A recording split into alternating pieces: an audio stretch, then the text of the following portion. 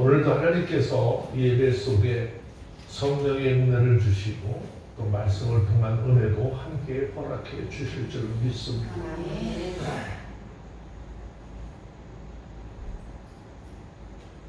아마 이 세상을 살아가는 모든 사람들 자기의 삶에 무슨 환난이나 시험이 찾아오는 것을 기뻐할 사람은 단 한 사람도 없는 것 같습니다.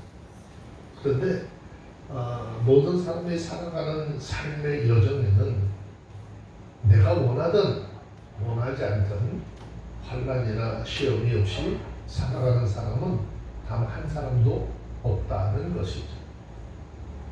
또 우리 삶 속에 다가오는 환난이나 시험은 똑같은 것 같이 보일 수 있겠죠. 근데 그 원인을 살펴보면 굉장히 다양하다라고 하는 것을 알 수가 있습니다. 우리가 살면서 이렇게 좀 어려움을 당할 때 그럼 어떻게 해야 될 것인가? 오늘 본문 잠언 24장 10절의 말씀에 보면 이렇게 이야기하고 있는데 먼저 좀 한번 볼게요. 읽습니다. 잠언 24장 10절 시작. 내가 만일 환난 날에 낙담하면 내 힘이 미약함을 보이리라. 네, 즉 이 말은 이런 거예요. 어려움을 당해봐야 그 사람의 신앙의 인격과 지혜의 진정성 여부를 좀 알 수 있다 그런 말이죠. 이러한 점에서 보면 우리 삶 속에 오는 시련과 고난은 우리의 신앙과 우리의 인격을 테스트하는 시험석이라고 할 수도 있겠죠. 우리는 성경을 통해서 가끔 하나님의 백성들을 시험하기 위해서 하나님께서 이 방법을 사용하셨던 것을 알 수 있어요. 그렇기 때문에 우리는 시험과 고난이 올 때 더욱더 정신을 바짝 차리고 그 시련과 고난을 대비하는 삶을 살아야 되는 것이죠. 우리가 이것을 대비하는 삶을 사는 것, 인간적으로 대비하는 것이 아니라 전지전능하신 모든 것을 가능케 하시는 그 하나님을 의지하는 삶을 이야기하는 것입니다. 성경은 출애굽기 37장, 38장을 보면 하나님께서 모세를 통해서 이적을 베푸시고 그 다음에 이스라엘 백성들을 애굽에서 인도하셨을 때 실제로 모래알처럼 수많은 사람들이 모세를 쫓아왔습니다. 그리고 하나님의 은혜로 홍해를 가르고 넘어왔을 때 그들은 자신에게 구원의 은혜를 베푸신 하나님을 그 홍해 앞에서 찬양을 하고 하나님의 이름을 높였어요. 그런데 광야로 나와서 물 부족한 험난한 여정 속에서 고통을 받고 또 숱한 대적들의 위험을 받게 되자 그들은 찬양이 불평으로 바뀌어버리고 그리고 그들 안에 내어져 있던 악한 본성이 드러나기 시작을 하는 것이죠. 그리고 이러한 모습은 가나안 땅 정탐을 계기로 최절정에 달하게 됩니다. 여호수아와 갈렙을 제외하고 모두가 다 불신앙으로 하나님을 원망함으로써 최종적으로 심판을 받는 처지에 놓이게 되고 맙니다. 이런 일은 이스라엘 역사 속에서도 이스라엘의 초대 왕이었던 사울의 경우를 통해서도 살펴볼 수 있습니다.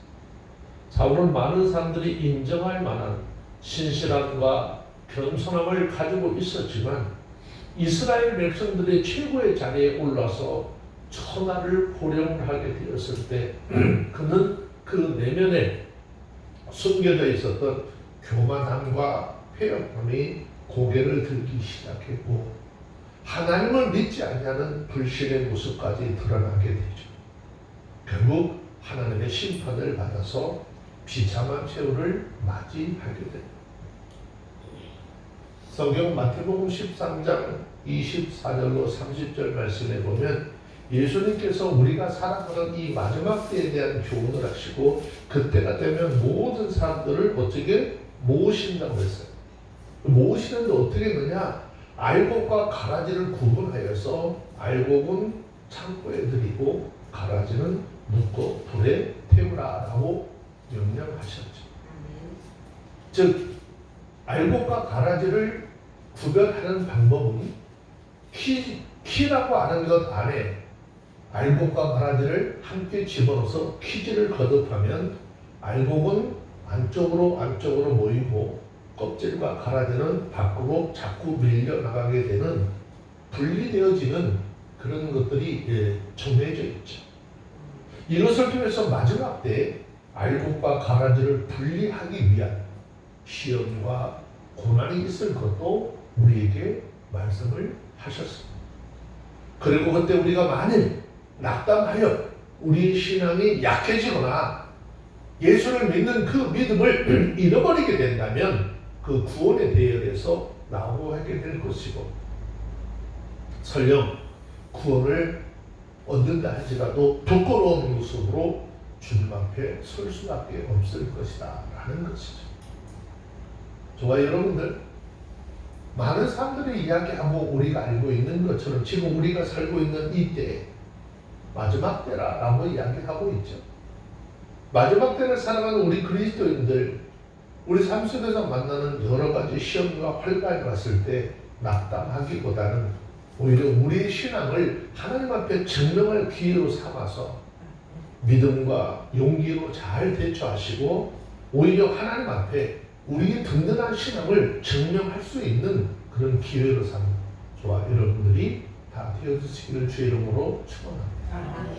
다니엘서를 통해서도 다니엘과 세 친구들의 신앙을 통해서도 알잖아요. 굉장히 큰 위기가 다가왔을 때 그들은 하나님 원망했는데 원망하지 않았어요.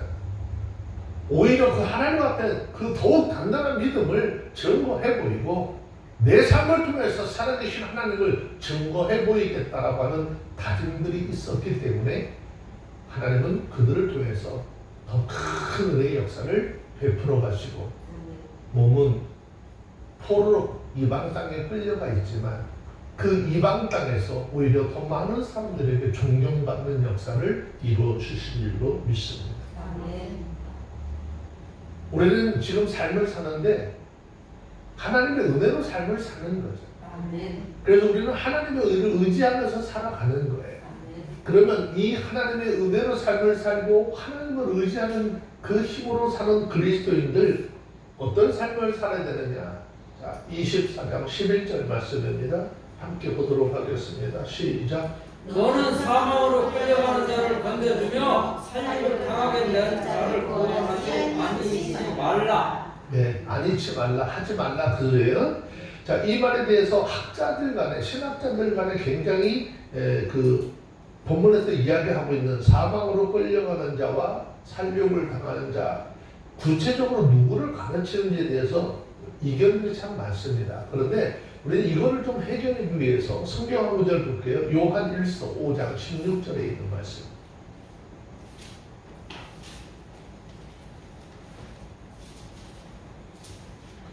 요한 1서 5장 16절.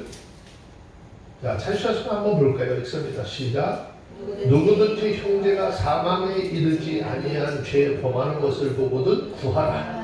그러면 사망에 이르지 아니하는 범죄자들을 위하여 저에게 생명을 주시리라. 사망에 이르는 죄가 있으니 이에 대하여 나는 구하라 하지 않노라 그랬어요. 자, 이 말씀이 지금 성경에 기록이 있는 것을 감안하면 조금 전에 읽었던 그 잠언서 24장에 있는 말씀을 가르치는 사람들, 악의적으로 예수 그리스도를 대적하는 사람들 제외한 모든 사람들, 즉 불의하게 세상의 권력자들에 의해서 압제당함으로써 그 삶의 위기를 처한 사람들, 그뿐 아니라 잠깐의 실수로 영혼의 연약함으로 인해서 사망으로 끌려가는 모든 사람들을 지칭하는 것이라고 볼 수 있겠죠. 자, 그런데 본문에도 그런 사람들을 어떻게 하라는 거죠? 구하라는 거예요. 너희는 그들을 구할 사명이 있다라는 것이죠. 그렇다면 이러한 사람들을 구하려고 할 때 우리는 어떤 자세로 임해야 되느냐라고 하는 것이죠. 자, 여기에 대해서 성경은 이론의 여지 없이 아주 분명하게 우리에게 답을 하고 있습니다. 이들을 돕고 구원하기 위해서 뭐 하라는 것이죠? 최선을 다하라는 거예요. 우리는 가끔 그런 생각을 하고 그런 말을 하기도 합니다. 목회자들이 뭐 때로는 이렇게 하고 때로는 저렇게 하는 것 같은 생각을 들 때도 참 많아요. 목회자들이 어떤 상황에 따라서 막 신앙이 변해서 그런 것이 아니에요. 사도 바울의 마음이 그렇듯이 똑같은 영혼을 구원하고자 하는 그런 마음들이 있기 때문이죠. 사도 바울이 복음을 전하는 자로서 요랬다 저랬다 했을까요? 그렇지 않아요. 자, 사도 바울이 고백하는 장면이 있는데 고린도전서 9장 22절.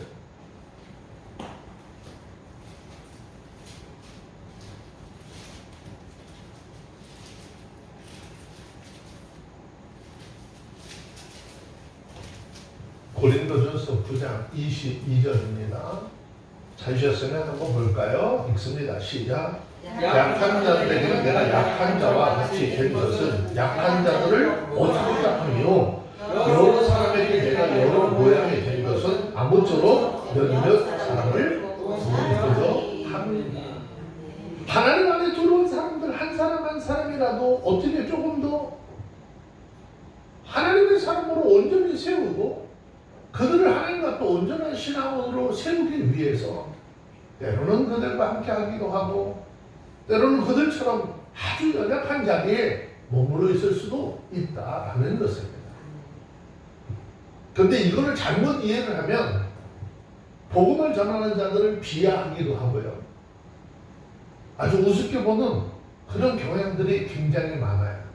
그런데 하나님은 결코 그런 삶을 원치 않는다라는 것이. 여러분들도 마찬가지입니다. 여러분들이 한 영혼을 전도하고 한 영혼을 주께 인도하기 위해서 그들과 같은 연약한 자의 그 입장에 서서 그들의 마음을 추스리고 달래며 복음을 전함으로써 하나님께로 인도하는 그런 은혜 역사가 있어야 하는 것. 많은 사람들이 자기 신앙들은 되게 이렇게 좀 하이클래스에 올라와 있는 줄 믿는 사람이 많아요. 네, 하나님이 이렇게 보셨을 때 거의 비슷비슷해요. 대단한 것도 없고 그렇게 모자란 것도 없어요. 근데 우리는 우리 스스로의 생각과 지혜로 날마다 뭐래요? 전 성경에서 필요 이상의 말을 하지 말라 그 말씀을 굉장히 두려운 마음으로 늘 묵상을 하거든요. 그냥 뭐 인사하면 돼요. 뭐 교제하면 돼요. 근데 그 뒤에 뭔가 내가 당신보다 좀 낫다라고 하는 생각을 가지고 뭔가를 자꾸 지시를 하려고 하고 이야기를 하는 것 그 자체는 하나님을 보셨을 때 결국 아름답지 않아요. 그냥 우리는 예수 안에서 하나님의 말씀으로 사랑의 교제만 온전히 나누면 그 나누는 교제 속에서 하나님께서 그 사람도 지혜가 있는 사람이고 성령의 인도함을 받는 사람이잖아요. 그러면 얘기 안 해도 우리 스스로는 너무 잘 알아요.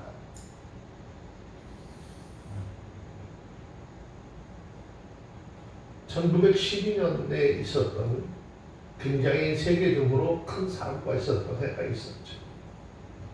이곳에 전도자, 마지막 전도자 하퍼라고 하는 사람이 있었어요. 스코틀랜드에서 미국 시카고에 있는 무디 목사님이 세웠던 교회에 설교를 하기 위해서 배를 타고 태평양을 건너가고 있었습니다. 근데 이 배가 대서양을 항해하던 중에 빙산에 부딪혀서 가라앉기 시작합니다.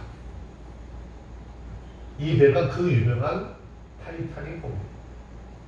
이 사고로 인해서 승객들 중에 일부 얼마는 구명정에 올라탈 수도 있겠지만 하퍼라고 하는 분을 포함한 많은 사람들이 차가운 그 대서양의 그 바닷물에 빠졌습니다. 사람들이 필사적으로 물에 떠 있으려고 허우적거리는 그 시간에 하퍼는 주위의 사람들에게 헤엄쳐 다니면서 마지막 순간인데 묻습니다. 당신 예수를 알아요? 당신은 예수를 믿습니까? 마지막 그 죽음의 순간에 하퍼는 부서진 나무 조각 하나에 매달려 있던 한 남자에게 다가가서 간절하게 이야기합니다. 예수를 믿으라. 예수님. 근데 이분이 죽음의 문턱에서 자기 마음속에 나는 예수님이 정말 나의 영원한 구원자시고 그 주님이 나를 살리실 거야 라고 하는 믿음을 가졌다는 것입니다. 고백했다는 거예요. 자, 이 말을 하고 하포는 얼음처럼 차가운 물속으로 가라앉아 버렸습니다. 예수 그리스도를 전하고 죽음 바로 직전에 큰 소리로 듣는 사람이 있는지 없을지 모르겠지만 사도행전 16장 31절의 말씀을 외쳤대요. 주 예수를 믿으라. 그리하면 너와 네 집이 구원을 얻을 것이라. 아멘. 라고 하는 말을 외치고 물속으로 그만 가라앉아버리고 말았다는 것입니다. 그 후 4년이 지나서 그 여객선에서 살아남은 사람들이 모임이 있었는데 한 모임에서 하포에게 예수를 믿으라고 조언을 받았던 남자가 고백합니다. 나는 그날 밤 2번의 구원을 받았다라고 간증을 했어요. 첫 번째는 하포라고 하는 사람의 전도로 예수를 믿게 된 것이고, 두 번째는 그 혹한의 바다에서 하나님의 은혜로 구조가 되어서 오늘 내 삶이 있다라고 고백하는 거였습니다. 여러분 이게 얼마나 놀라운 헌신과 열정일까요? 죽어져 가면서 누구나 두려움에 휩싸일 수밖에 없는 죽음의 순간에 그는 죽어가는 삶들을 향해서 예수 그리스도를 증거했다는 것이죠.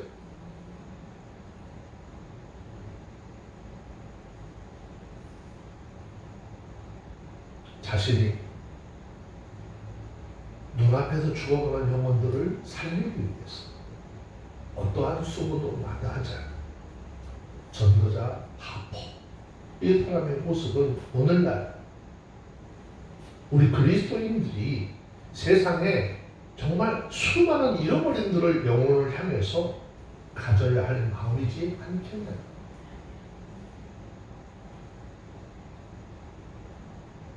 그 죽음 앞에서 복음을 외쳤던 하포 있었다면 지금 우리가 사는 이 시대에 이 사명은 누구의 것이 되어야 될까요? 저와 여러분들의 것이 되어야 되지 않나요? 저와 여러분들이 해야 되지 않겠어요? 자, 이사야서 6장 8절에 있는 말씀을 한 절 잠깐 보고 갑시다. 저는 오늘도 그래요. 이 세상에 죽어져가는 수많은 영혼들이 있는데 누가 가서 내 복음을 전할 것이냐? 아무도 대답을 하지 않죠. 이사야가 그 주님의 말씀에 대답합니다. 자, 한번 읽어볼까요? 이사야서 6장 8절 시작. 내가 소수의 목소리로 들은즉 이르시되 내가 누구를 보내면 누가 우리를 위하여 갈고 그때 내가 가로되 내가 여기 있나이다 나를 보내소서. 아멘. 이 당시 이스라엘 백성들이 하나님의 말씀을 잘 들었냐? 듣지 않았어요. 오히려 하나님의 복음을 전하는 자들을 대적하고 하나님 보낸 선지자들을 죽이려고 했었던 것들이 그들의 삶이죠. 오늘 우리가 살고 있는 이 시점 어떻습니까? 기독교가 아닌 개독교 소리를 듣고 교회가 세상 사람들에게 손가락질을 받는 그러한 위험한 그런 어려운 환경 속에서 누가 감히 가서 예수를 믿으라고 이야기할 수 있을까라는 것입니다. 죽음의 문턱 앞에서조차도 예수 그리스도를 믿으라 외쳤던 존 하포라고 하는 이 사람의 외침처럼 이제는 그 마지막 때의 사명이 저와 여러분들의 사명이 아닐까요? 가짜 복음이 난무하는 이러한 세대 속에 온전한 하나님의 말씀을 가지고 온전한 주의 구원을 외치는 하나님의 사람들이 다 되어지기를 주의 이름으로 축원합니다. 여러분 마태복음 12장 11절에서 증거하고 있는 것처럼 안식일일지라도 구덩이에 빠진 양 한 마리를 건져내는 것이 당연한 것이라면 하나님의 형상으로 지음받은 수많은 영혼들이 영원한 멸망의 죽음의 길로 가고 있음을 보면서 이들에게 생명의 길을 제시하고 구원의 길을 보여주는 것, 그 우리가 해야 될 너무나도 당연한 일이 아닐까 하는 것이죠. 예수 그리스도께서 바로 이러한 정신으로 십자가를 치셨고 그 십자가 위에서 피와 물을 다 쏟으시고 죽으셨다는 것입니다. 그러나 저와 여러분들 영혼을 향한 뜨거운 열정과 하나님께서 우리에게 베풀어 주셨던 긍휼과 사랑으로 내 주변의 어려운 자들, 예수를 모르는 그 수많은 영혼들을 구하고자 몸부림치는 삶을 우리 함께 살아갈 수 있어야 하는 것입니다.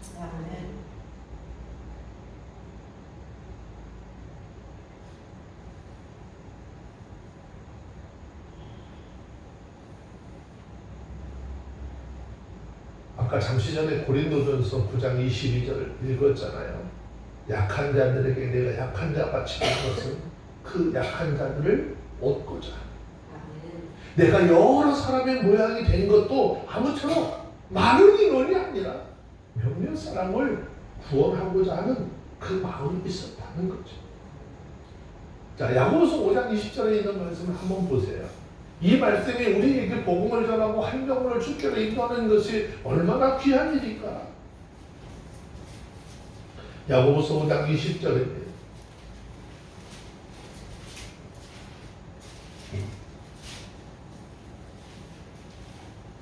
찾으셨으면 읽습니다. 시작. 너희가 알 것은 죄인을 미혹하는 길에서 돌아서게 하는 자가 그 영혼을 사망에서 구원하며 허다한 죄를 덮을 것이니라. 아멘. 죄의 미혹의 길에서 사망의 길에서 예수 그리스도를 알고 돌아서게 하는 자, 그 사람의 영혼이 사망에서 구원하는 것이고 허다한 죄를 덮는 은혜가 임할 것이다 라는 것입니다.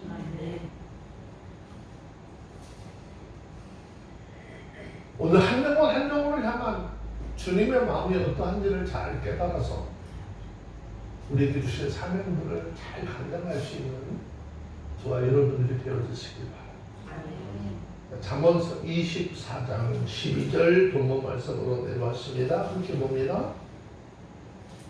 읽습니다. 시작. 내가 말하기를 나는 그것을 알지 못하였노라 할지라도 마음을 저울지 하시는 이가 어찌 통찰하지 못하겠으며 내 영혼을 지키시는 이가 어찌하지 못하시겠느냐. 그가 각사의 행위로 보응하시리라. 이 말씀은 앞에서 말씀드렸던 11절 말씀을 이야기하는 거죠. 언급한 여기 11절에서 이야기한 사망으로 끌려가는 자, 살육당하게 된 자를 보고도 못 본 채 했던 사람들의 구차한 변명을 인용한 말인데, 사람의 속마음을 모두 알고 계시는 그 하나님께서 이런 사람의 행위에 대해서 어떻게 심판하신다라고 하는 경고의 말씀입니다.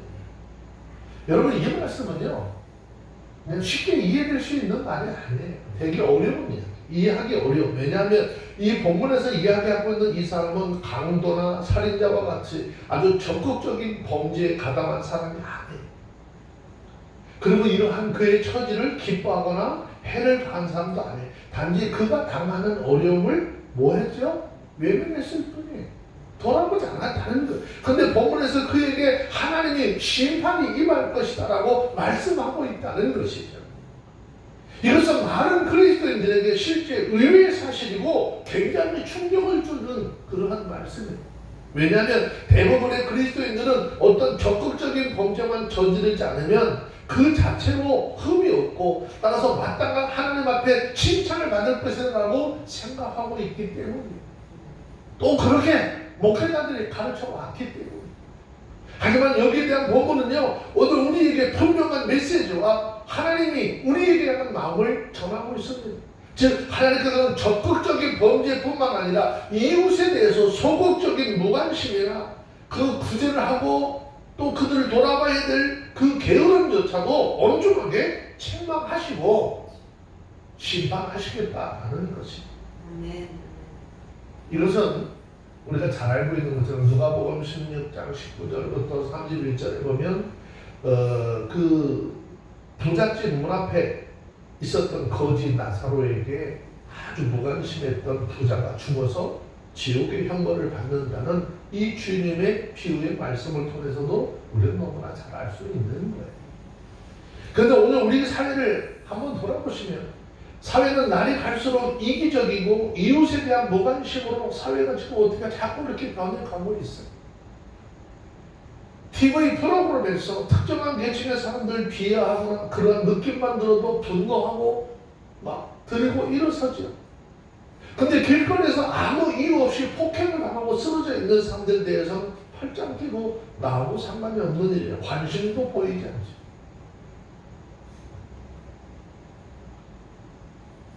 그러면 그건 세상 사람들의 일같이고 우리는 어떠냐는 거죠.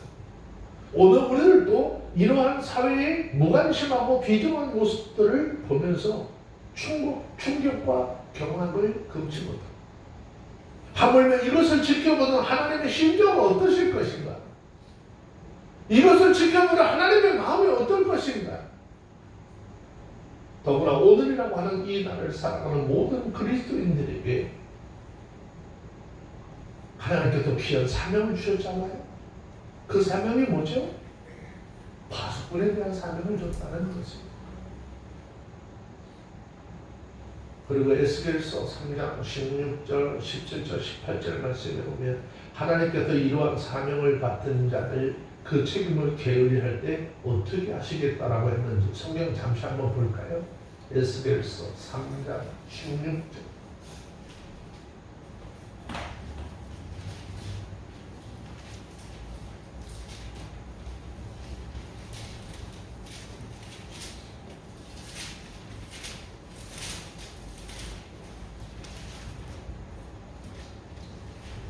찾으셨으면 에스겔서 3장 16절부터 18절까지만 함께 읽습니다. 시작. 실그의 여호와의 말씀이 내가 인하여 가라사대 인자야 내가 너를 이스라엘 족속의 파수꾼으로 세웠으니 너는 내 입의 말을 듣고 나를 대신하여 그들을 깨우치라. 가령 내가 악인에게 말하기를 너는 꼭 죽으리라 할 때 내가 깨우치 아니하거나 말로 악인에게 일러서 그 악한 길을 떠나 생명을 구원하게 하지 않으면 그 악인은 그 죄가 중에서 죽으려니와 내가 그 빚값을 내 손에서 찾을 것이고. 아멘. 하나님께서 하나님의 말씀을 가서 어떻게 전해요. 누굴 대신해서? 하나님을 대신해서, 주님을 대신해서 우리는 이 땅에 생명의 주요 온전케 하신 그 예수 그리스도를 바라보고 그 주님의 말씀이 우리 영혼을 살리는 능력이 있다라고 외쳐야 한다는 것입니다. 물론 우리가 가서 외쳤어요. 듣지 않고 회개하지 않고 돌아오지 않는 건 그 사람 책임이겠지만 내게 그 복음을 전할 만한 주변에 있는 사람들에게 전하지 않았으면 그 사람이 그 상태의 복음을 듣지 못하고 죽었으면 그 사람의 영혼의 핏값을 우리에게 찾겠다라는 것입니다.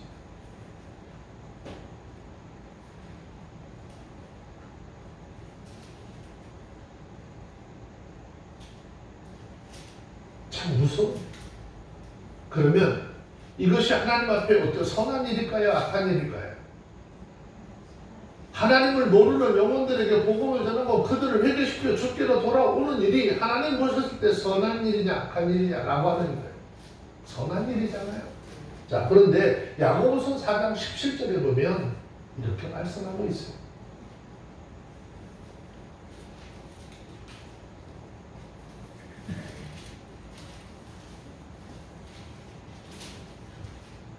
다 같이 찾으셨으면 야고보서 4장 17절입니다. 찾으셨으면 한번 읽습니다. 시작. 이러므로 사람이 하나님을 주를 알고도 자니하면 죄니라. 아멘.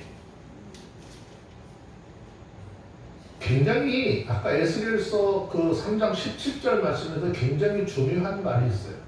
인자야 내가 너를 이스라엘 족속의 파수꾼으로 세웠으니 우리들에게 하시는 말씀이죠. 얘들아, 너희들 온 시대 속에 너희들을 하나님 나라의 파수꾼으로 세웠어? 그 다음에 뭐죠? 너는 내 입의 말을 듣고 성경에 기록해서 우리에게 주신 하나님의 말씀을 듣고 어떻게 하라는 거죠? 주님을 대신해서 어떻게 주님을 모르는 그들을 깨우칠 수 있도록 하라는 거예요. 엉뚱한 말 듣고 딴 길로 가는 그런 사람들을 깨우쳐서 온전한 생명의 길이고 구원의 길인 그 예수 그리스도 앞으로 인도함을 받을 수 있도록 하라는 거예요. 여러분, 오늘 우리는 하나님으로부터 이 세상의 복음을 통해서 마지막 때를 알리는 파수꾼의 사명을 받은 사람들이에요. 만약에 그 소임을 다하지 못할 때 하나님으로부터 짓지 못하는 벙어리 개라고 하는 책망과 함께 아주 엄중한 심판을 받을 것이다 라는 사실을 깨닫게 되시기를 주의 이름으로 축원합니다. 그래서 우리 이 생각 버려야 돼요.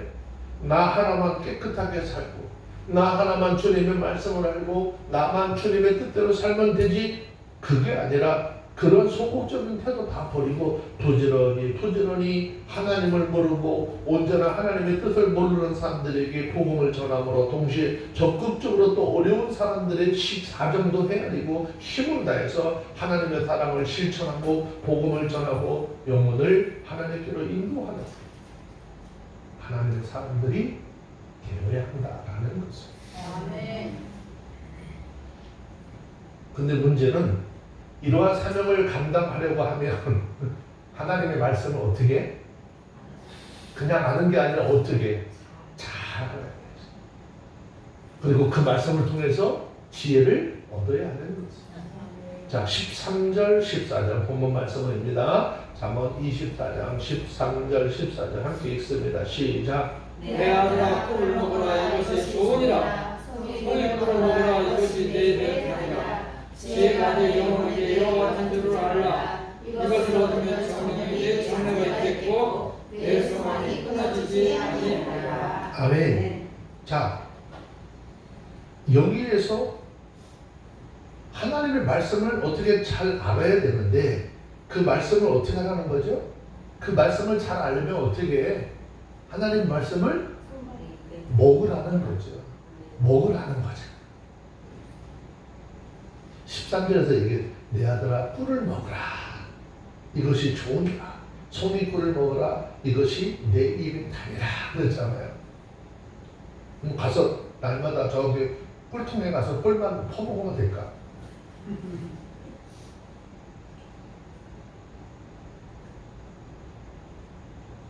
지금 여기 꿀의 비유를 통해서 말씀하고 있는 건 궁극적으로 하나님의 말씀을 통해서 지혜를 얻으라라고 하는 말씀을 비유로 말씀하고 있는 것이죠. 이처럼 지혜를 몸에 좋은 꿀로 비유를 하는 것은 이들 사이에 다음과 같은 유사점이 있기 때문에 참 이 말을 성경 말씀을 보면 이렇게 멋진 말씀이, 멋진 비유가 어디 있을까라는 생각을 해보죠. 첫째로 꿀이 입에 단 것처럼, 그죠? 꿀이 입에 다른 것처럼 곧 지혜의 하나님의 말씀, 이 말씀을 사모하는 자에게는 하나님의 말씀이 꿀처럼 단맛을 가지고 있다, 그 말이죠. 자, 성경 우리가 119편, 시편 119편 103절에 보면 이렇게 고백하고 있잖아요. 주의 말씀의 맛이 내게 어찌 그리 단지요, 꿀보다 더 나이다. 자, 한번 봅시다. 시편 119편 103절.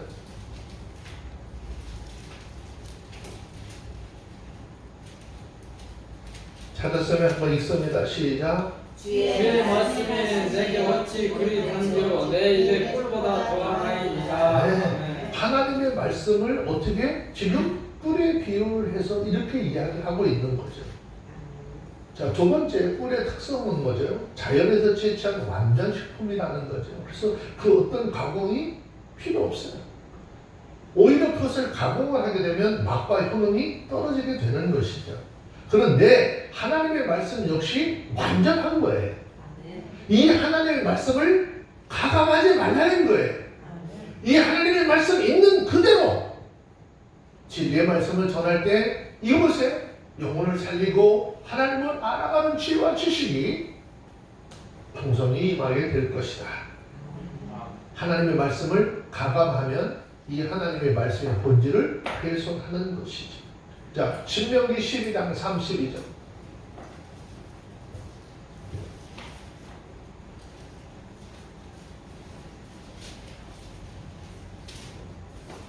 찾으셨으면 신명기 12장 32절 읽습니다. 시작. 내가 너희에게 영어는 이 모든 말을 너희는 지켜 행하고 그것에 가감하지 네, 말지니라. 하나님께서 성경을 통해서 우리에게 주신 모든 말씀을 우리가 지켜 행하고 그것을 어떻게 가감하지 말고 더하거나 덜하지 말라는 거죠. 아유, 목사님 그건 구약에 있는 말씀이에요. 아유, 그냥 말 같지도 않아서 구약 시대 다 끝났어요. 그럴까요? 요한계시록 넘어가서 볼게요. 요한계시록 22장 18절 19절.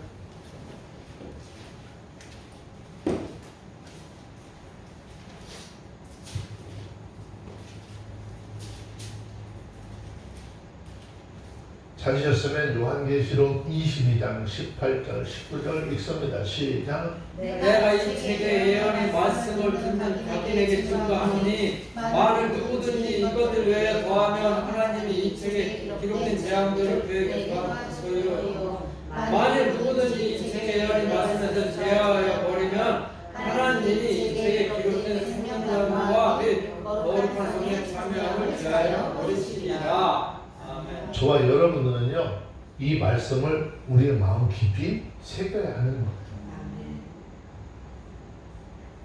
그래서 하나님의 말씀을 잘 기억을 하고 생각을 해야 돼요. 여러분, 우리 가운데 그냥 성령이 오시면, 우리 가운데 성령이 오시면 그 성령 안에서 누리는 기쁨도 있고 즐거움도 있고요. 감사가 넘치는 거예요. 근데 요즘에 인터넷 같은 데 올라가서 보세요. 무슨 막 성령을 막 구차게 나눠놨어요. 뭐 희락의 영, 뭐 웃음의, 희락의 영이 임하면은 무슨 막 웃음이 터져나와. 이게 얼마나 기쁜, 아니 그냥 사람의 귀로 들으면 얼마나 멋있어요. 그러니까 여러분들도 매일 희락의 영 받고 싶어요? 웃음의 영 받고 싶어요? 아니 여러분, 성령이 우리 가운데 오면 우리는 그냥 늘 기쁜 거예요. 즐거운 거예요. 그러니까 우리들이 하나님 안에서 행하는 일들이요, 되게 무서운 거예요. 이단 사상들이, 잘못된 사상들이 우리 가운데 멋진 말로 포장해서 온다니까요. 하나님의 말씀을 멋진 말로 포장하지 않으셨어요.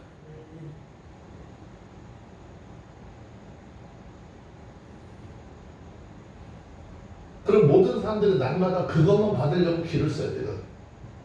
여러분 길거리 다니면서 비실비실 웃는 사람 보면 여러분들 뭐라 그래? 그 사람 보고 바보 천치. 바보 천치뿐만 아니라 또 좀 정신이 좀 이상하다고 그러잖아요. 2% 부족. 네. 그 이상한 논리를 가지고 성경에 자꾸 접근하는 사람들이 많은데 여러분 그렇잖아요. 진리의 영 성령께서 우리 가운데 오면요, 우리는 때를 따라서 정확하게 웃을 때도 있고 기쁠 때도 있고 감사할 때 있고, 하나님과 나 사이에 있잖아요, 비밀들이 있거든요. 뭐 그거 하나님께서 내게 베풀어진 그 은혜를 생각하면 나 혼자 슬슬 웃어요. 그러면 그 하나님과 나와의 돌만한 관계 속에서 은혜를 생각하면서 쓱 웃으면 다른 사람들이 저게 미쳤나, 혼자 실실 웃는데, 근데 남이 모르는 기쁨이 있는 거죠. 그러면 그냥 길거리 다니거나 아무 데나 막 이상하게, 이건 아닌 거죠. 그러니까 성경 속에서 내가 그래서 자꾸 여러분들에게 제가 뭐 하지 말라는 거예요. 자꾸 유튜브, 물론 우리 교회 식구들은 안 보겠지만 유튜브 자꾸 좀 보지 말라고 그러는 거예요. 그 다음에 이상한 기사거리 좀 찾아보지 말아요. 이게 내가 듣는 말씀하고 영 이렇게 복잡해져요. 제가 여러분들에게 늘 말씀드리잖아요. 제가 이곳에서 여러분들에게 이 성경 말씀을 풀어서 드리면 여러분들도 어디 가서 이야기하든지 누구하고 똑같은 말 해야 돼. 내가 여러분들에게 전해드린 그 말하고 똑같은 이야기 해야 돼요. 이게 잘못된 게 아니기 때문에. 자, 세 번째는요, 꿀은 앞에서 이야기한 것처럼 이미 어떻게 벌 속에 있는 소화기관을 통해서 효소에 의해서 포도당과 같은 단당류로 분해가 되어서 소화 흡수가 굉장히 빠르고 좋다고 그랬죠. 근데 하나님의 말씀 역시도요, 성령에 영감된 것을 뿐만 아니라 마음의 문만 열기만 하면 남녀 노소 누구나 다 어떻게 읽을 수 있고, 그 읽은 것을 예배라고 하는 이 통로를 통해서 말씀을 들을 때 알 수 있는 거예요. 들어놓지 않으니까, 읽어놓지 않으니까 들어도 모르는 거죠. 무슨 소리를 하는지.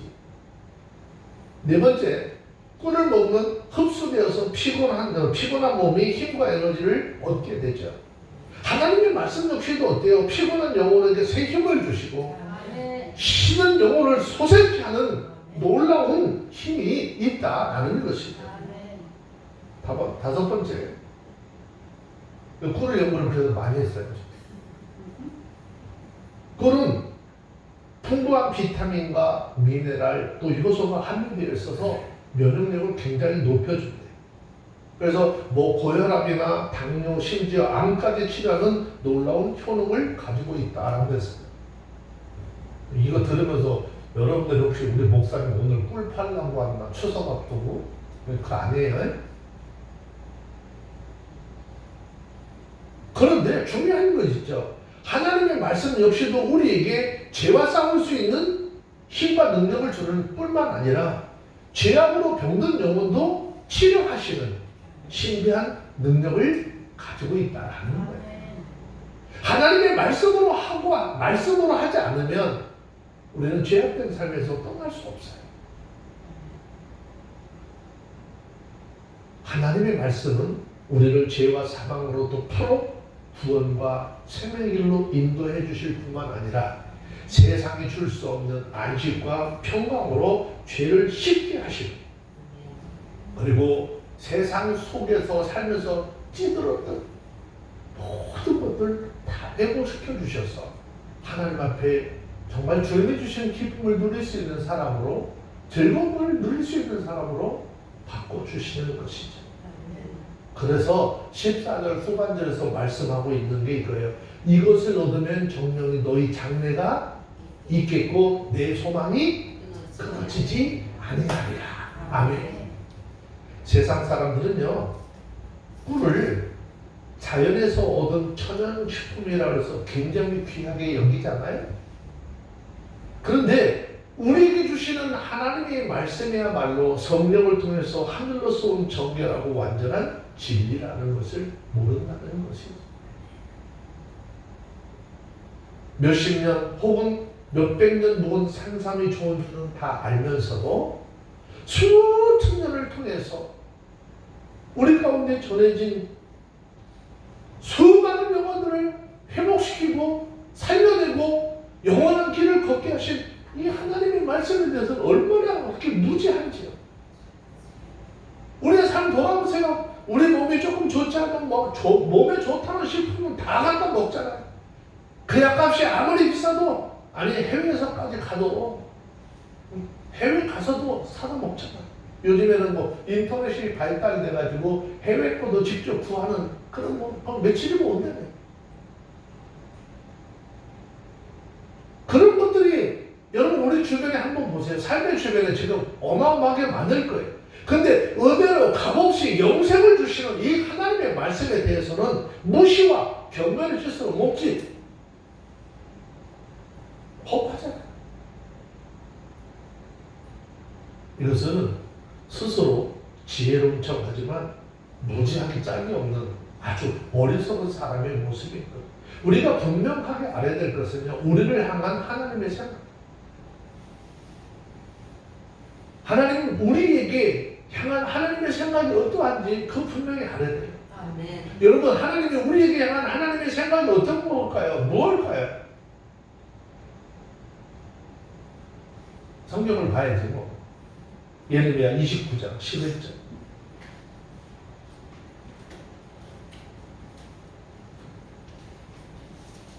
예레미야 29장 11절입니다.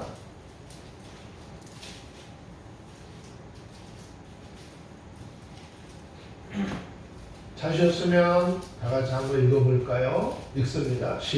예레미야 29장 11절 시작. 나 여호와가 말하노라 너희를 향한 나의 생각은 내가 안 하니 재앙이 아니라 곧 평안이요 너희 장래에 소망을 주려 하는 생각이라. 아멘. 자, 본문 14절 말씀을 같이 한번 또 읽어보는 거예요. 14절 시작. 지혜가 내 영혼에 이와 같은 줄 알라. 이것을 얻으면 정령이 내가 장래가 있겠고 내 소망이 끊어지지 아니하리라.